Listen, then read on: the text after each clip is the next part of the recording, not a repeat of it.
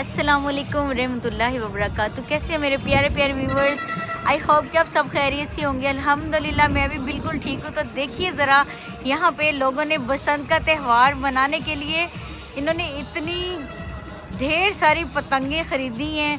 और ये देखें, रौनक देखें, लाहौर में कितनी ज़्यादा पतंगबाजी हो रही है और रौनकें। और कभी आपने एक चीज़ सोची है कि जब ईद का त्यौहार आता है उस वक़्त लोगों की इतनी रौनक नहीं होती, और ये बसंत पे देखें लोगों ने कितना पैसा लगाया है और कितना जश्न मना रहे हैं। हर तरफ म्यूज़िक चल रहे हैं, छतों पर खाने बना रहे हैं और लोग इंजॉय कर रहे हैं, बाजे बजा रहे हैं, सॉन्ग लगाए हुए हैं।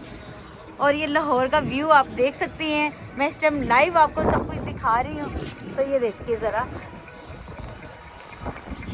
और मौसम भी बहुत ही अच्छा है, बहुत ही खुशगवार मौसम है इस टाइम। धूप लगी हुई है और जो सर्दी है बहुत कम हो चुकी है और हर तरफ लोग ही लोग, आवाम इकट्ठी हुई है और सूरज निकला हुआ है। ये देखिए ज़रा।